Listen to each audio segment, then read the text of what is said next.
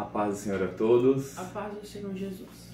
Irmãos, hoje a gente continua em Jó, 18, 19 e 20 e Salmos 27. Não se esqueça de ler completo na sua casa todos os capítulos para que a gente chegue até o fim do ano com toda a Bíblia lida. Amém? Vamos orar? Senhor, meu Deus, meu Pai, te agradecemos por mais uma oportunidade de estar meditando na Tua Palavra, Senhor. Em nome do Senhor Jesus, tenha misericórdia, Senhor, e abra os nossos entendimentos, Senhor, para que cada capítulo venha nos ensinar algo sobre a Sua passagem na terra, Senhor, em nome de Jesus. Amém. Irmãos, capítulo 19, o texto diz assim: Até quando vocês vão me atormentar e me esmagar com as suas palavras? Já 10 vezes vocês me insultaram e não se envergonham de me injuriar? Se eu tivesse realmente cometido algum erro, isso interessaria somente a mim. Se vocês querem se engrandecer contra mim e usam a minha vergonha contra-argumento contra mim, então saibam que Deus foi injusto comigo e me cercou com a sua rede. Até o capítulo 5, até o versículo 5, ainda estava tudo bem, porque Jó estava bravo, estressado. Mas aí Jó peca no 6, porque ele vai falar o quê? Que Deus foi injusto com ele. E Deus não é injusto com ninguém. Deus é justo, E aí ele impõe a Deus um castigo que lhe deu, mas ele não recebeu um castigo de Deus, só que ele não sabia disso, Então aqui eu me lembro, da hora que eu estava lendo, eu me lembrei daquele contexto que Jesus vai dizer assim: ireis, mas não pecais. Porque irar, se estressar, como está acontecendo com o Jó aqui, é comum. Então tem alguém te falando assim: você errou, você pecou, você está em iniquidade, não sei o que. E Jó responde: não tô, caramba, e mesmo se eu tivesse, é da minha conta, não é da sua. Você vai ficar enchendo meu saco até quando? Até aí tudo bem. Agora quando ele fala contra Deus, Deus foi injusto comigo. Ele está primeiro imputando a Deus uma culpa que não é de Deus, porque Deus não é injusto com ninguém. Deus é justo, Deus é justiça, certo? Como diz a própria palavra.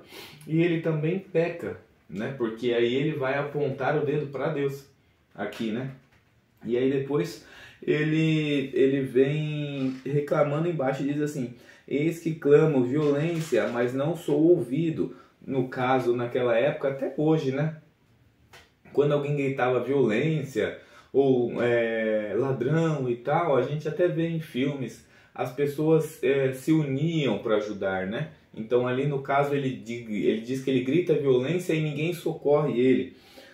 Deus fechou o meu caminho e não consigo passar, e nas minhas veredas pôs trevas, despojou-me da minha honra e tirou a coroa da minha cabeça, arruinou-me de todos os lados e eu me vou.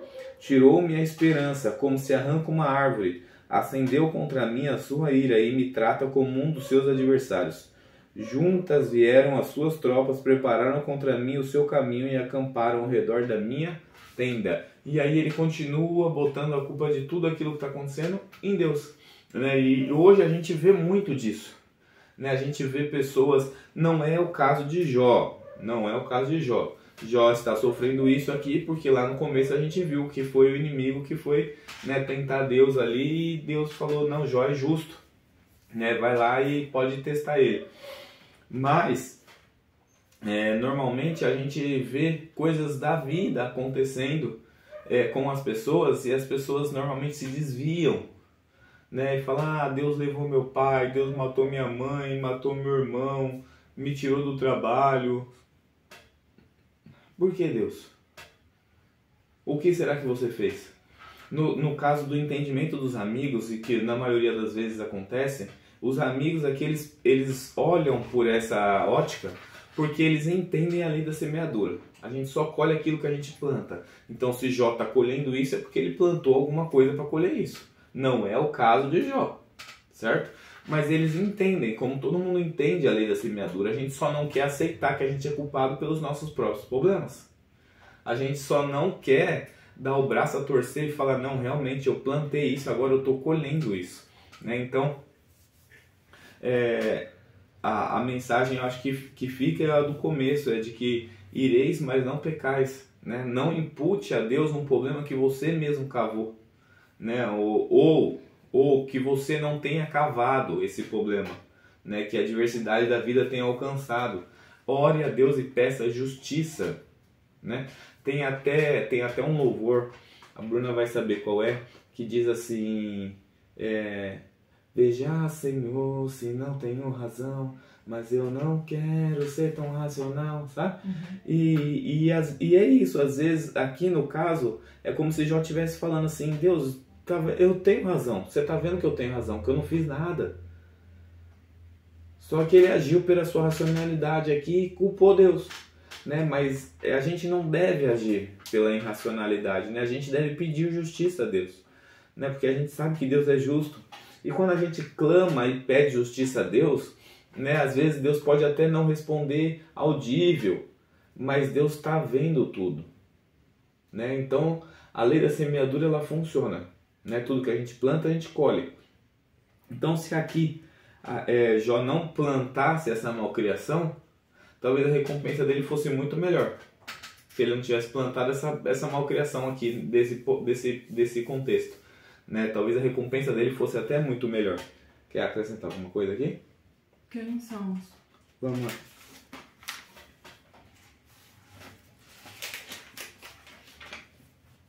Salmo 27. O Senhor é a minha luz e a minha salvação, a quem eu temerei? O Senhor é a força da minha vida, de quem me recearei?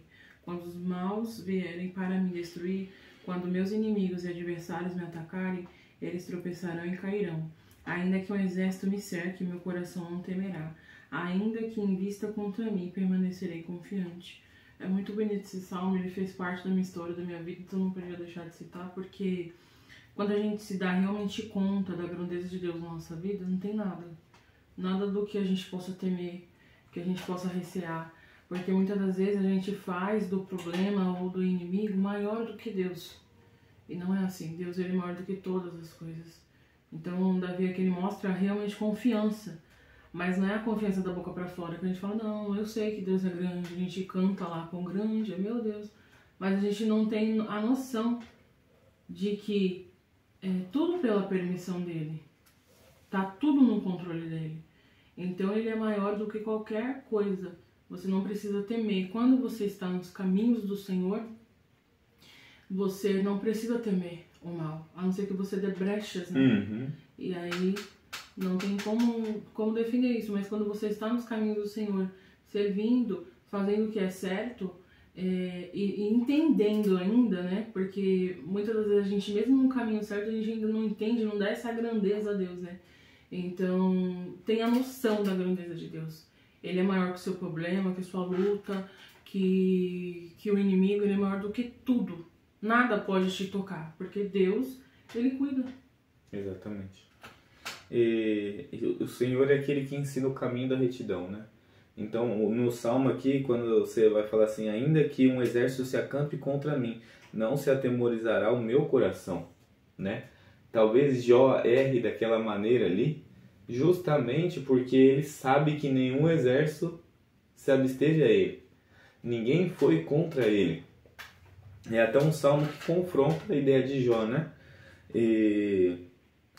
Quando malfeitores me sobrevêm para me destruir meus opressores e inimigos, é eles que tropeçam e caem. Então na cabeça de Jó pensa ali, ele vai falar assim, ninguém veio contra mim. Eu não fiz nada. Em vez deles tropeçarem e cair, eu que estou caindo. E aí ele acaba, né, cometendo aquela falha ali. Mas a gente vê que o Davi, quando ele escreve esse salmo aqui, independente dos seus problemas, ele nunca imputa a Deus as culpas. Ele sempre bate no peito e fala, o errado fui eu. Né? E Jó até entende isso, né? Quando tem aquela frase muito conhecida de Jó, que a gente vai chegar lá ainda, que ele fala, nu vim, já lemos, já. E nu voltaremos para lá. E nu voltarei, já lemos. Então Jó ele entende isso. Mas ali no momento de estresse ele perde a sua razão e acaba pecando, né? Então acho que ainda mantém, né, essa mensagem, né? Direis, mas não pequeis. E é bonito também aqui no 10, porque fala assim, mesmo que meu pai e minha mãe me abandonem, o Senhor me acolherá. Como aquilo que eu falei, né? Que nada pode te tocar, porque ele é nosso pai, né? Ele cuida, ele zela, todos podem te abandonar, mas o Senhor não nos abandona. Sim, é isso. Vamos orar? Vamos. Senhor, Deus meu Pai, te agradecemos mais uma vez por poder estar meditando a Tua Palavra. Senhor, nos ajude para andar nas Tuas veredas todos os dias das nossas vidas, Senhor, em nome de Jesus, Pai. Amém. Tchau.